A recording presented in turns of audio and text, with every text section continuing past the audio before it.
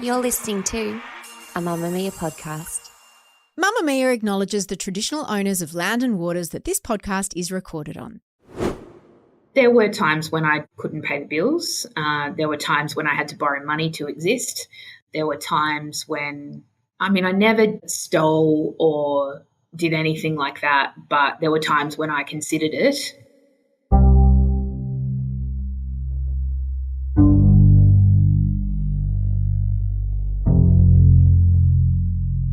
From Mamamia, this is No Filter. I'm Mia Friedman.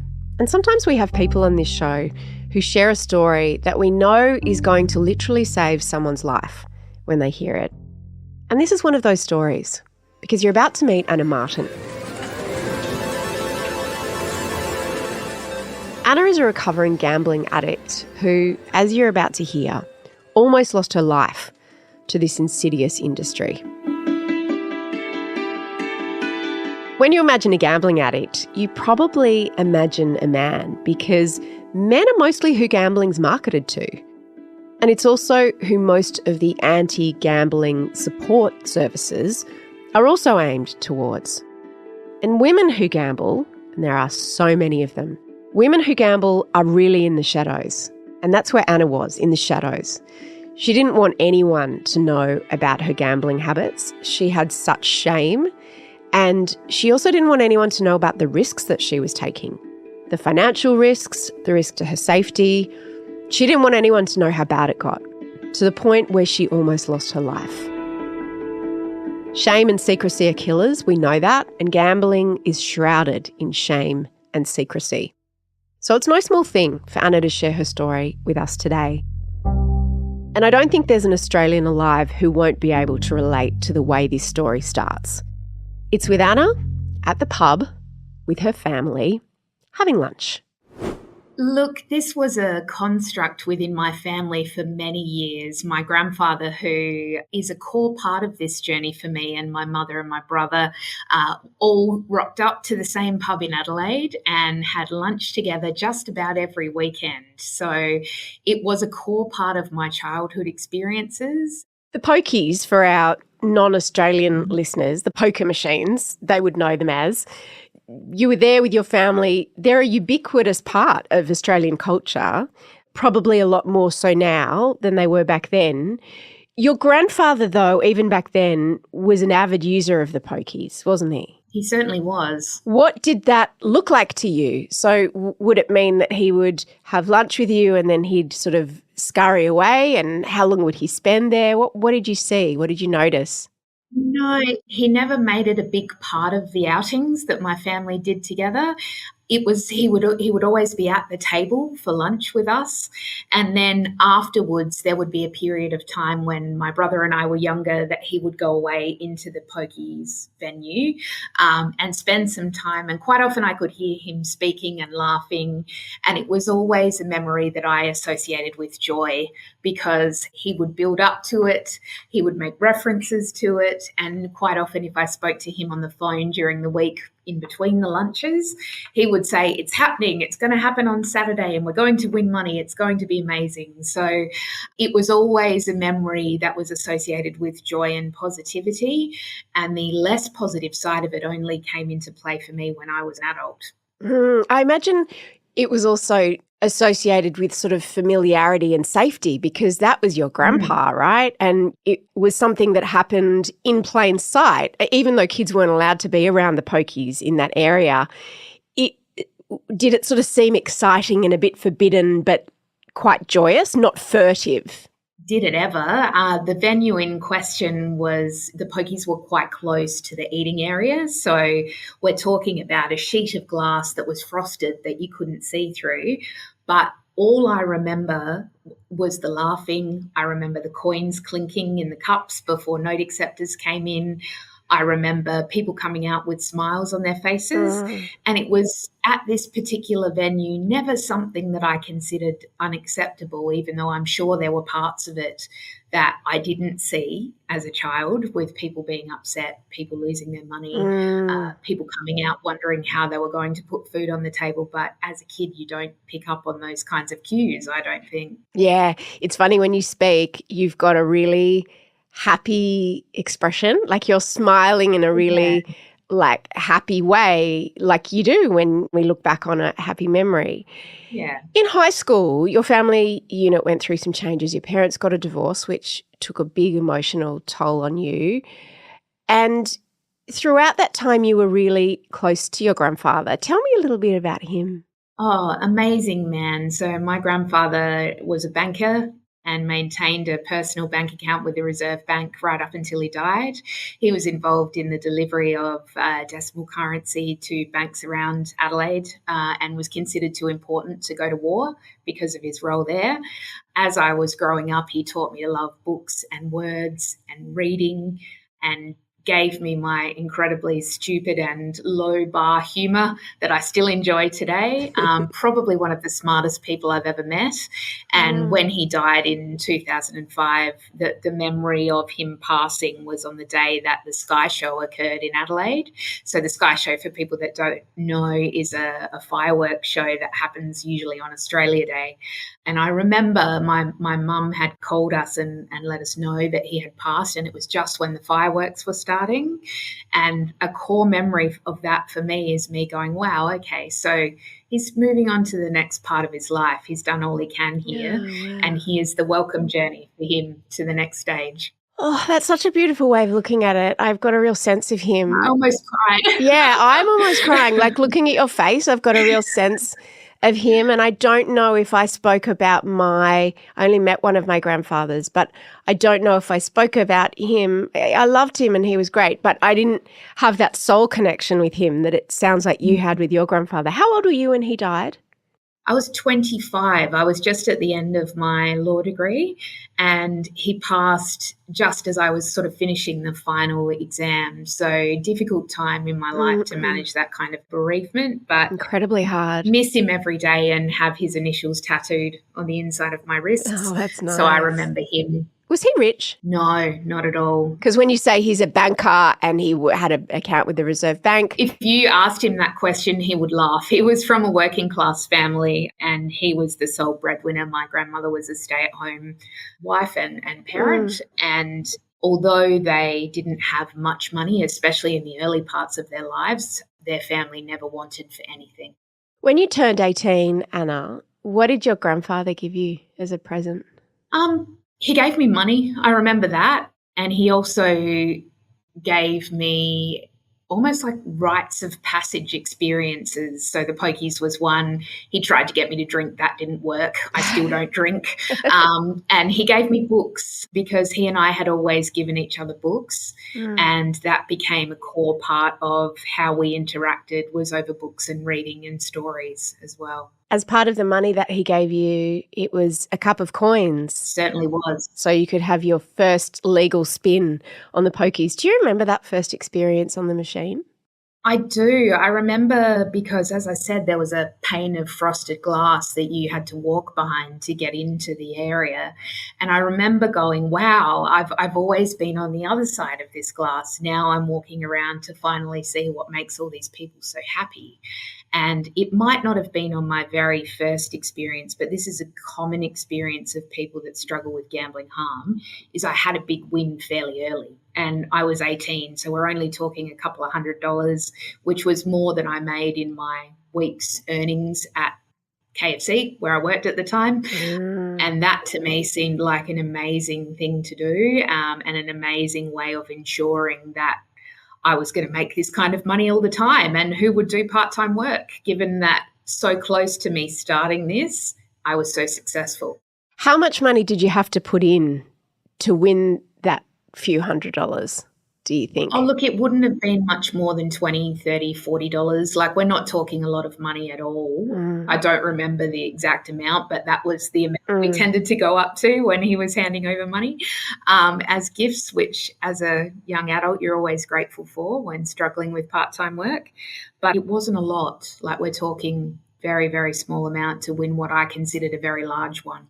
You write that at first you gambled alongside your grandfather as a sort of a bonding activity. You did it together. When did you first gamble alone? Do you remember that time? I do. It was when I started university in Adelaide City. So I went to the University of Adelaide and started my law degree and my arts degree, and realised pretty quickly that pokies were on every corner, and they still are. So made my way across North Terrace into the venues when I had breaks between lectures and shoots, and used pokies as an escape from study, an escape from work. I was working really hard in the early part of my tertiary study as well, and it quickly became a hobby that was destructive. How did you feel when you were actually putting the money in and pulling that lever? I think that a lot of people who experience gambling harm, and myself included, say that it doesn't feel like real money. It's almost fake. Like, you think of it almost like Monopoly money. And I refer to that period of my life sometimes as the Disney theory of living, which is everything will work out fine, provided I just believe that it will. And there was more times than once that money went in and I went, oh, it's okay, I'll just get more. More will come next week after I've done more work. And I never had a rational kind of, hang on a minute, what are you doing? All your money's gone. There's not going to be more until you earn more, until I was much older. So the money that you put into the machine, and I imagine it's what, $1 and $2 coins? $1 coins when I was doing it. So when I started playing pokies, it was before the note acceptors came in. So quite often now machines will just take banknotes. Oh, but wow. pokies in Adelaide only took $1 coins at that time. And where do you get the coins from? So you'd go to what was your routine before you went and played the pokies? So there are two ways of doing it. You can approach the person working in the venue who will change your banknote for dollar coins, or quite often there was an automatic machine where you put your note in, you put a cup down the bottom and the coins drop down into the cup based on the note that you've put in. So I quite often would approach the person in the venue initially. But if I was getting to the point where I felt like I was losing a significant amount of money, there would be a level of shame associated with interacting with anyone in the venue. And then I would go back to the change machine and I would try and make it so no one was around if I was in that headspace, because to me, the shame was almost too great to bear, even at that early stage, and losing what, in the scheme of things, as my addiction grew, was relatively small amounts. When you first started, did you have caps for yourself, like limits? I'll spend this much today. Yeah, I did that lots. And what were they at first? So anyone who's experienced gambling harm will tell you they hate $20 notes, because $20 is an automatic limit that a lot of people set for themselves. It was always only ever going to be 20. Then I allowed it to be 50 on bad days, and it crept up from there. What made you make the decision to go past your limit?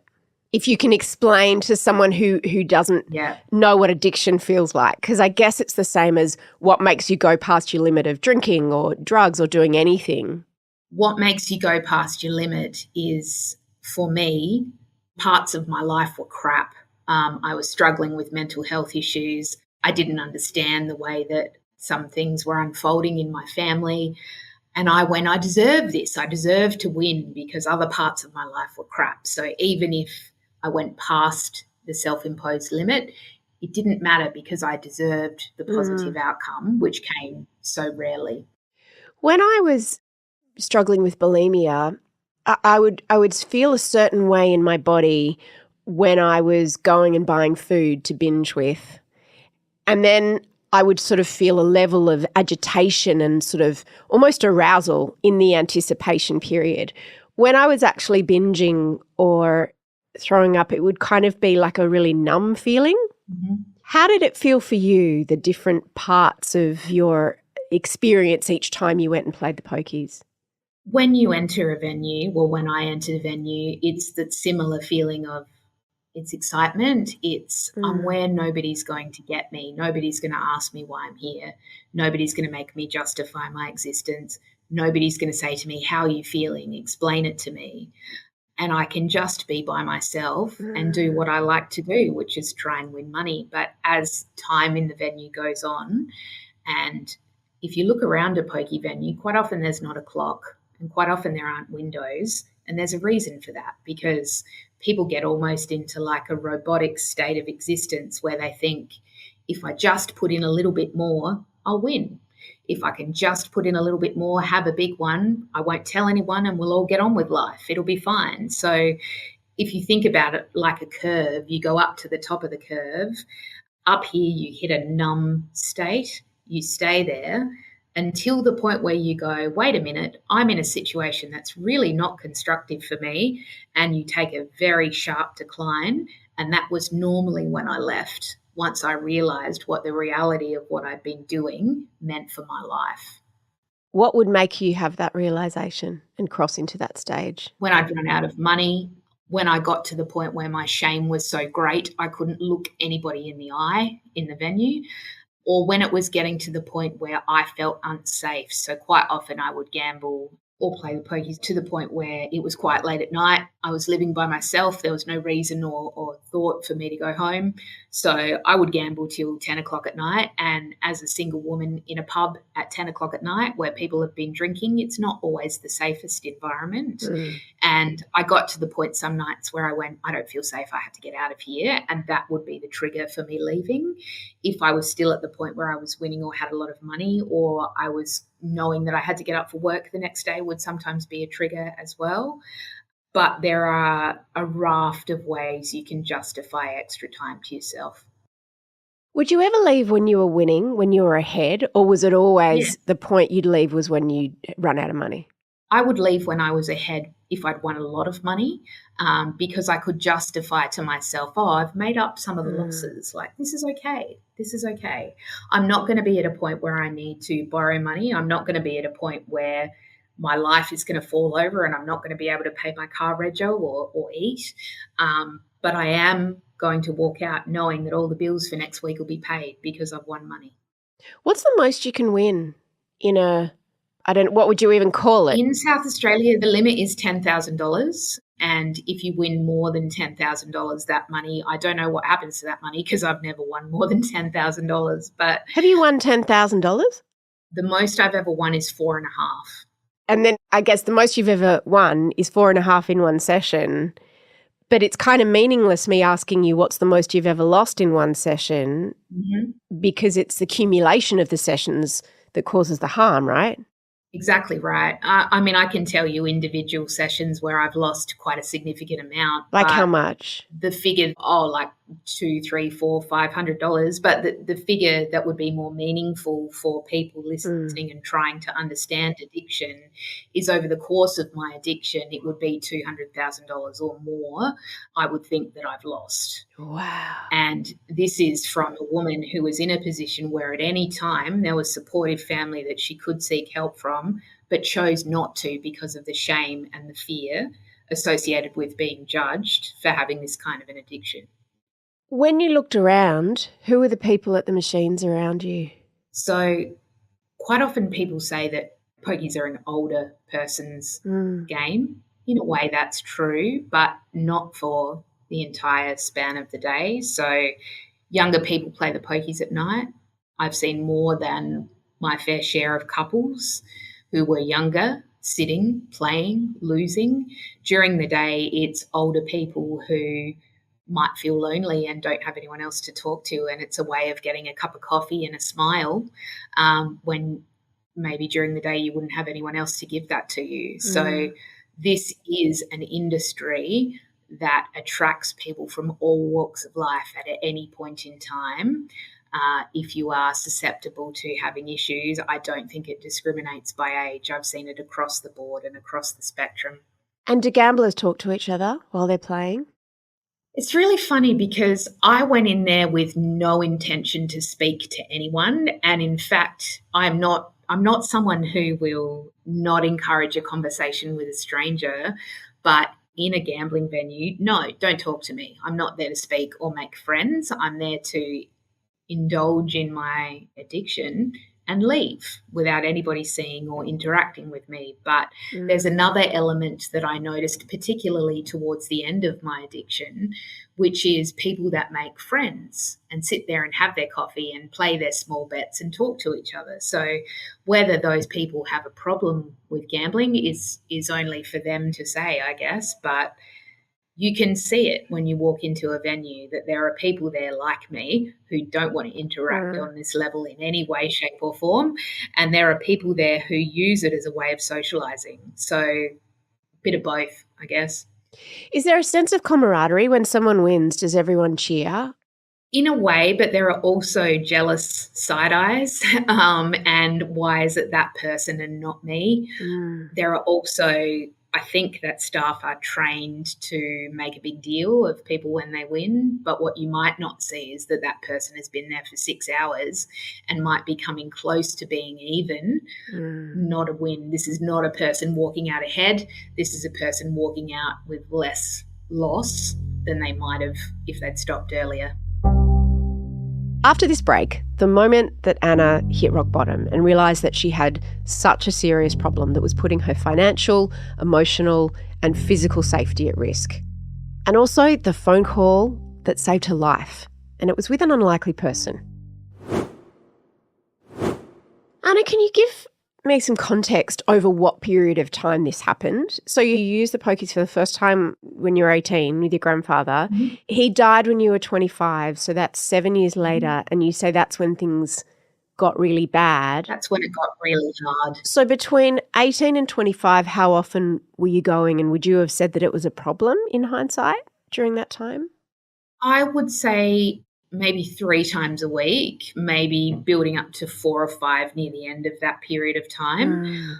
I didn't ever see that my grandfather and I going together was a problem because it was our way of catching up, socialising, interacting with each other over something that we both liked to do. But I do remember going into the last year of my law degree and thinking, I really should do something about this because people my age don't tend to hang around in pokey rooms when they've got gaps in between the day at uni. So I was in classes with people who would come back with shopping bags or containers of food or eat from breaks between classes, but not me. I would come back. I would sit in the back of lectures and try and hope that I wasn't going to repeat what I'd just done the next day. So it was around that time when you were about 25 that you started going pretty much every day. Would you say that's right? Yes. For how many hours at a time? I used it as a bit of because I moved into full-time work when I was sort of 26, 27 when I finished my law degree, and I used it as an escape after work. So it started off as just half an hour here and there. As it got worse, I would say 2 to 3 hours, sometimes 7 days a week, sometimes less if I was feeling good or was busy for other reasons. But I also, at that period of time, went through a period at work where I was quite badly bullied and didn't fancy being at home by myself. So I would use it as a way of not being alone with my own thoughts and other issues that I had to deal with at the time. I would, as good friends still say to me, pack my life full of crap so I don't have to think about the things that I really need to pay attention to, like this.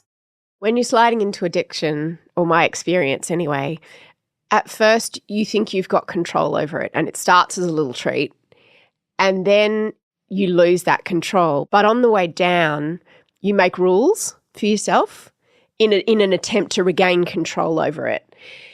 And then you find yourself one by one breaking those rules. What are some of the rules that you made for yourself and broke? My brain still likes rules and symmetry, and I believe that it is directly attributed to this period of my life. So limits on how much I would spend or how long I would spend in a venue always had to be even, so $50 or an hour. I love a round number. I even still love a round number when I'm filling up my car with petrol or something like that. Like it's so pervasive into other areas of your life.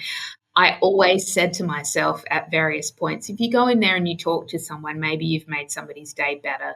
So that is a justification that I used as well. Another justification, you work really hard. You're allowed to have a few treats. You can spend your money how you like. All your bills are paid. This is not a problem. And the last one, and probably the most important one, is I'll just stop. I know I can do that whenever I want to. Yeah. But I did that a lot. Yeah. And it never was consistent. Where did you get your money from? So work, I had a bit of a problem with credit card debt for a while, which I paid off, but it resulted in some fairly creative accounting on my part to make things work. I used all of my disposable income for gambling, and even now would consider that I am behind in where I wanted to be in my life because of the choices that I made in that period. What kind of financial danger did you put yourself in? There were times when I couldn't pay the bills. There were times when I had to borrow money to exist. There were times when I never stole or did anything like that, but there were times when I considered it. And certainly speaking with other people with lived experience of gambling harm, went down that pathway. And I thank whatever kind of goddess is watching over us at the moment that I never did, because I can see how easy it would be. Who was the first person that you told, I think I've got a problem? I went through a raft of different therapies. So here in Adelaide, there's the statewide gambling rehabilitation services. I went there. I went to Relationships Australia. In terms of people in my life, parts of my family still don't know that this experience occurred for me. It probably was a doctor or a counsellor at some point, because I don't want to be a burden to anyone who loves me. I'm going to go and get external help. And I'm going to go and I'm going to have this therapy, and we're not going to talk about it. We're just going to go through it and make it happen, and it will be fine. No one needs to know. Yeah, it would have been a professional person of some kind, but I don't know. What was it that made you? Was it a particular thing that you went, okay, I can't control this. I need help? It was one night when I was sitting on the bed at home crying with a knife next to me, thinking, this is enough. I can't do this anymore.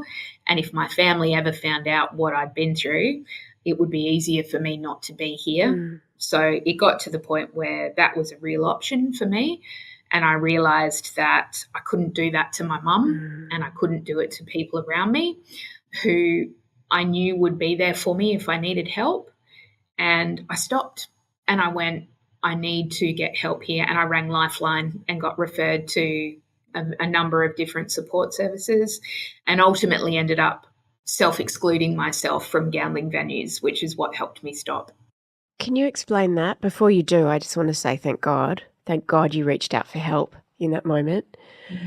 Thank God. And thank you for thinking about your mum on behalf of mums. Couldn't not. My mum is an amazing woman and doesn't know a lot of this. So her and I are going to have a conversation before this comes out. But it is incredibly important to me that women hear that if you're in that place, what I'm trying to do will help you.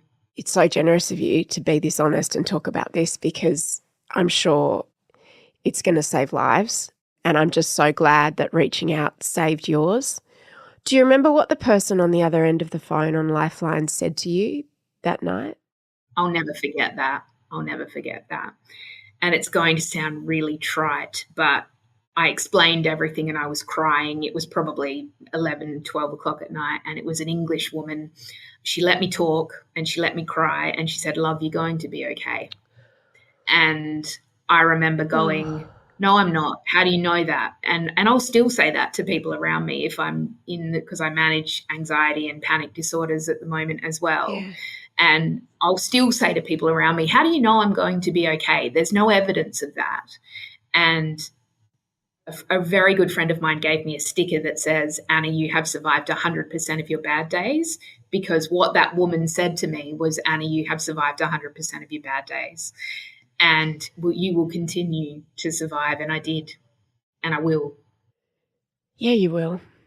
Yeah, you have. That's incredible. Isn't it funny how something that just seems so simple can just cut through the despair? It is. But you need to hear it from someone else. And it was, the shortest sentence from a woman I have never met and never will probably, but she talked me through putting the knife back in the kitchen drawer. She talked me through having a shower and going to bed. And she said to me, here's what you need to do next. And we made a plan together that I believe saved my life. What was that plan? So the next morning we discussed how I was going to keep myself safe. We discussed the therapy services I was going to get in contact with. We made a plan together about if I was unsafe, who I was going to call. And she was on that list, but there were other people as well. And even now, when women contact me talking about gambling harm, safety plans are what I say. I say, if you're in a position where you feel unsafe, I'm not a counsellor and I'm not an expert, but I am a woman that survived this. And I know that the key to surviving yourself is making sure you're safe all the time. How are we going to keep you safe? Not all heroes wear capes, hey? Oh, shucks. It's true. And that woman, you know, the people on the other end of the phone at Lifeline, they're extraordinary. Yeah. Like any addiction, alcoholism or drugs or sex or shopping, gambling is something that requires daily management. What does that actually look like for you? Well, the self-exclusion program, I believe, is the only reason why I stopped gambling. So the requirements for doing that vary from state to state. What does it mean? Oh, yeah, sure. The way you do it in Adelaide is you go to the Office of Consumer and Business Services who manage the program and you say, I have an issue with gambling. I would like to be banned from gambling venues, and identify to them the venues that you would like to be banned from. But I knew for me that wasn't going to work because if I knew the venues I was banned from, I'd just drive further out and pick a different one. Yeah. So I said to them, I'm happy to do that, but I would like it to be a selection of venues within Adelaide, and I would like there to be a note within the order, because they make a formal order under the legislation barring you from entering the premises. I would like a note to be in the order that says I can only receive a copy and details of the venues that I am banned from if I ring up 3 separate times on 3 separate days to get the information. And the woman, luckily, who I was speaking to, assisting me through this process, said, we've never done that before, but that's a really good idea. I'm happy to do that. Talk me through that. Because I knew if I didn't do that, I would be able to ring up, get a list of the venues emailed to me within 15 minutes, because I'd done it before. When I said to them, I need to be banned, please ban me from a selection of venues and don't tell me what they are. Probably 2 months after that, I rang them and said, let me know what venues I'm banned from. I might want to add more. And I had the list in my inbox within 15 minutes. So you tested the system, you found the weak points, and you almost designed a more foolproof system. I did, because I knew for me that if I had access to that information immediately, I was stuffed. It wasn't going to work. But the thing with self-exclusion, and this is the important part for me, is because I have a legal qualification, if I am found in a venue and that self-exclusion order is enforced, it will affect my career. So the consequences are high. Yes, Yeah. I had to put myself in a position where my life and livelihood would be threatened if I was found in a venue. You needed stakes. Yeah, and they needed to be high. I needed to put the most important thing to me on the line, which was my career, to enable me to succeed. There'll be a lot of people listening to this who gambling harm is not the problem for them, but someone they love. You can't do that exclusion for someone else, can you? No, you can't. The person has to be involved. But there are support services out there who will help you negotiate that process. If the person doesn't want to be self-excluded, you can't make them. They have to be ready to do that. For you, is it just pokies or is it other types of gambling? Only ever been just pokies. When pokies got blocked, you didn't just go, okay, I'll do sports bet or I'll do something else. No, I didn't, but I had a bit of weird addiction transfer in the first instance. I got obsessed with claw machines that you win toys from because I think that it's a similar kind of dopamine hit. Yeah. And I kind of, once people in my life realised that was a problem for me, because it became pretty obvious when I got good and won a whole bunch of toys and they were sitting in my place and people came around going, you're a woman that's in her 40s, why have you got heaps of these toys? So did you feel ashamed of that as well, or could you kind of laugh about it? No, I was proud of it because I was good and I kept winning. And it wasn't called a bad word, like it wasn't. No. Yeah, right. But I've always had the kind of focus, I guess, where once I've committed to something, I go all out. Like a good friend says to me, I've got 2 speeds, super fast and stop. And my addiction and my problems with gambling were super fast and stop. Right now I'm stop, but I believe that at any point, if I don't properly manage this, I'll go back to super fast. After this short break, how Anna stays sober, how she stays on the wagon, and what not to do if someone in your life, someone you love, has a gambling addiction. Have you fallen off the wagon in the time between self-exclusion and now? I've had one bad relapse, but that was as a result of other issues that were happening in my life. And I was in a position where I knew that I wasn't banned where I was. So I was not in the Adelaide City area. And I was like, the venue's right here. Everything in my life is crap, which is what the thought process was when this was really bad for me. I'll just do it. No one's going to know by myself. And it was bad. It was hundreds of dollars and it was really quick, and I had never played pokies with note acceptors and I was shocked at how quickly I lost the money.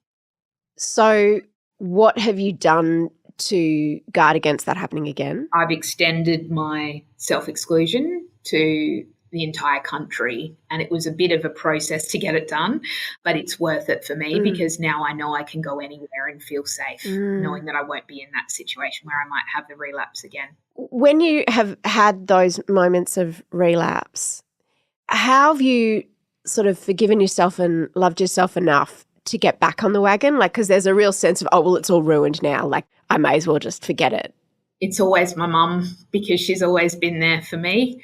And I always think, if I can't, I'm going to cry. If I can't do this for myself, I'm going to do it for her, because I love her so much. She's been through so much in her life. And the last thing she needs is for me not to be tough. So I continue based on, I'm from a long line of strong women. I can tell. And I want to make sure that that continues past me as well.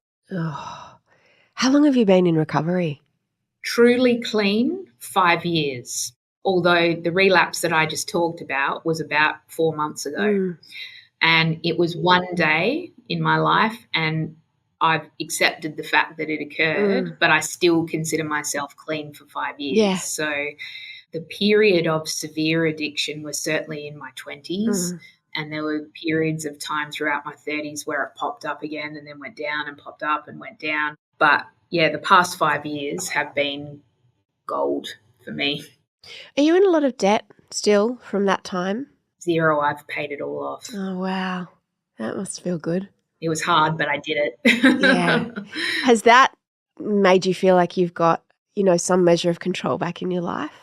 It has, but it took me a long time to feel okay to deal with money. I've got some good friends who run a budgeting company who helped me a lot recognise the fact that I can manage money. I went to a fairly well-known national provider of budgeting assistance who took my money off me and said, don't worry, we'll manage everything. And that put me back a bit, because I went, hang on a minute, the core of me and my recovery is being strong. If I don't have control over this, it's not going to work. So I am very glad to have transitioned out of that and to working with my friends and their company to help me get to the point where I feel okay to manage my money and pay my bills. And now I do. You work closely with the Alliance for Gambling Reform and an initiative called the Untangle Project, which is a not-for-profit space created by, for, and also with women recovering from gambling addictions. How are women's gambling addictions different from men's? Because when you think about gambling, you often think of the face of gambling, of not just being an older person, but being a man. So that's a really good question, because women's participation in gambling is about the same percentage as men. There's about 70% of women in Australia will admit to engaging in gambling at least once a year, and a significant number of those, probably about a third, engage on a monthly basis. So the stats are about 35% of women who engage on a monthly basis compared to about 42% of men. And I think that quite often when there's language around this issue, it's pitched as a man's problem. Men have a problem with gambling. Yeah. If you see somebody losing lots of money, it's a man. in my opinion, this further stigmatizes women because women are just as vulnerable as men to this. And there's a wonderful woman called Dr. Simone McCarthy who works at Deakin Uni who has done some really good focused research on women and gambling. And her research actually says that 0.5% of adult women were classed as problem gamblers, an additional 1.5% and 5% were classed as moderate and low risk gamblers. And when you do the stats and work that out, it corresponds to about 1 in 10 women who gamble in the state of Victoria are at risk of experiencing gambling harm. So those stats to me are absolutely mind-blowing, and it's why I created the Untangle project, because I think that the services for men are pitched at encouraging you to speak out, encouraging you to go, hey, mate, I've got a problem. We're going to speak about it and we're going to make it public and make it so the only way you can recover is by being loud and out there. Women in my experience and the women that I have spoken to may not necessarily want to do that. And my project aims to show women that they can interact with services in a way that's quiet. They can interact in a way that allows them to seek information if that's all they need and read things. They can meet with people that are associated with my project in most states around the country for a coffee if they need someone to have a chat to. Or if they want to become more out there are opportunities to do speaking engagements. I gave evidence in the Crown Casino Royal Commission on behalf of the Alliance and myself as a lived experience advocate. So the opportunities are there to speak up, but the language and the dialogue around this needs to change because it's not just a man's problem. It is everybody's problem. Women just don't talk about it. I once read that the addictions women are most likely to suffer from are ones that aren't mind-altering because women have caring responsibilities in many cases, as opposed to alcohol and drugs, which are addictions, but they do alter your state of consciousness. When women have responsibilities, they will turn to things like food and gambling, which you can do while still being sober enough to take care of children or partners or elderly parents. Absolutely right. And one of the examples that a woman who I've been talking to gave to me was her marriage was breaking down, and at 10 o'clock at night, if you need to get out of the house, where do you go? You want to make sure you keep safe. If you need to get back quickly, you want to go somewhere that keeps you safe. And as I mentioned before, there's not very many places at that time of night that will let you in, give you a coffee. It's warm. You can spend half an hour. They're everywhere, so close to your home, and get back when you need to. So there's a lot of reasons women gamble, and there's a lot of reasons that women spend time in gambling venues. And the dialogue is just starting, I think, to be spoken, but my project hopefully will encourage that to be louder. We recently spoke on an episode of Mamamia Out Loud about the gambling companies being big sponsors of sport, and there's a lot of talk about that at the moment and demands for legislation to ban the advertising of things like sports bet and gambling in family TV shows and during sport and on the jerseys of footy players. They have so much money and so much marketing power. And that used to be something that cigarettes did as well, right? It must make you, how do you feel about that conversation at the moment and the lobby groups like the big television networks and the sports clubs saying, well, without this money from the gambling companies, we can't survive?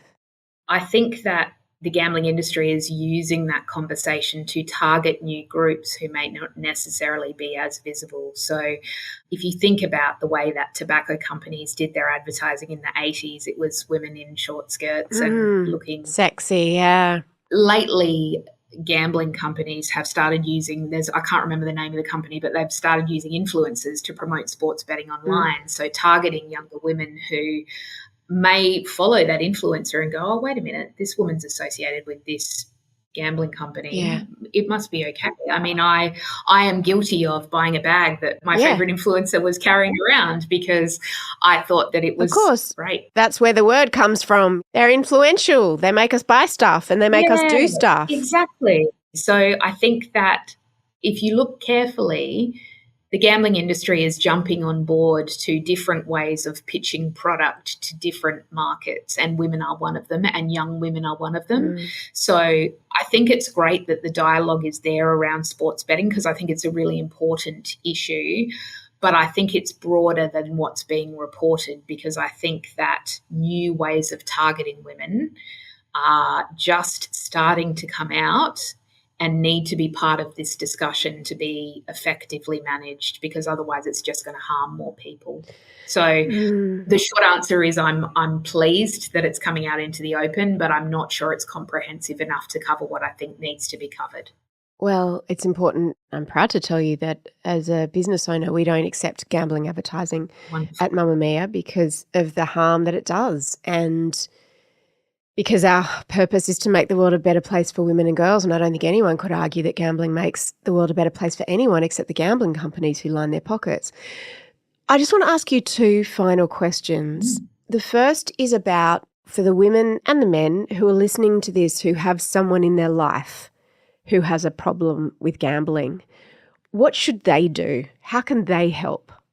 As I said, I'm not a counsellor or any kind of expert, but what helped me was non-judgmental listening and people not forcing me to do things, being able to have the autonomy to do and manage my own recovery when I was ready to do that. So if it's your kid that's got a gambling problem, sometimes all they need is for you to wrap them up in your arms and tell them that it's going to be okay. If it's a kid like me that was autonomous in managing their recovery, my mum managed it perfectly. She said, "I'm here if you need me," when she knew there were problems, but she never impacted or tried to insert herself into my life. So respecting people's autonomy in their recovery is paramount without taking over, because I think that if people try and take over a recovery process, it's not going to be successful.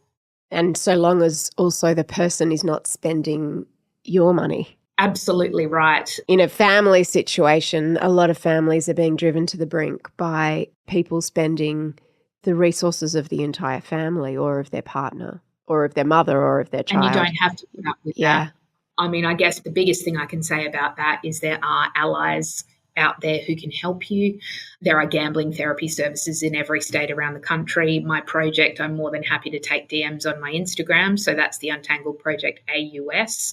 I will point you, and my team will point you to services that can help you regardless of where you are in the country. We are people that do this in our spare time though. So we are not an immediate help service.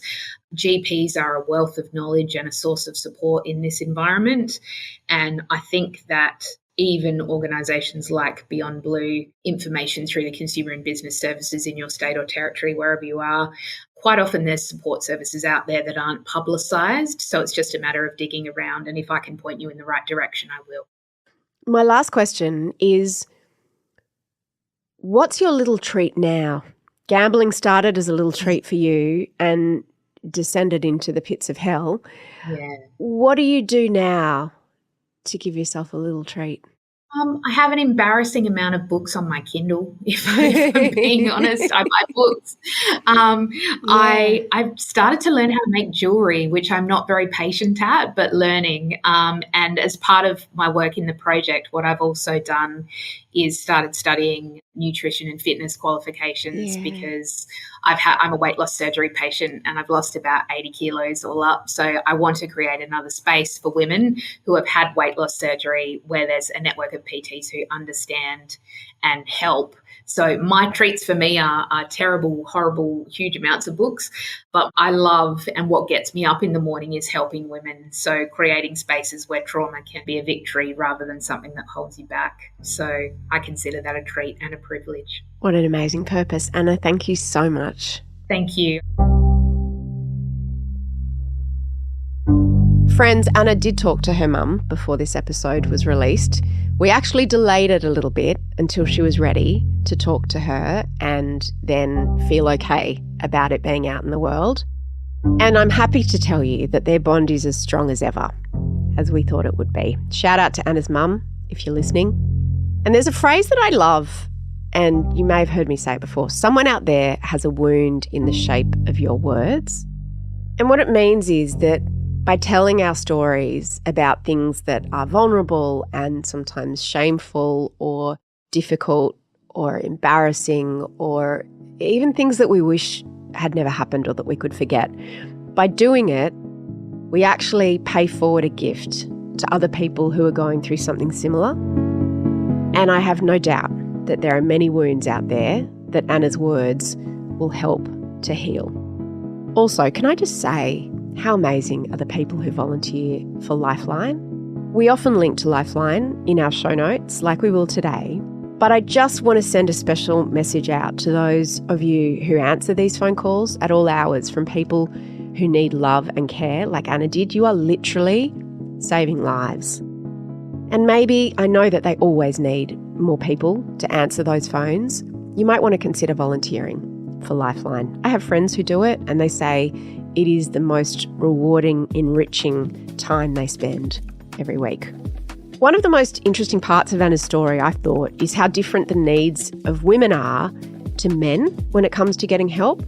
And that's why her project Untangled is so brilliant. It's working to meet women where they are with the kind of help that they need, which is so important because there's not just one size fits all and one approach always works. So we'll link to Untangled in our show notes as well.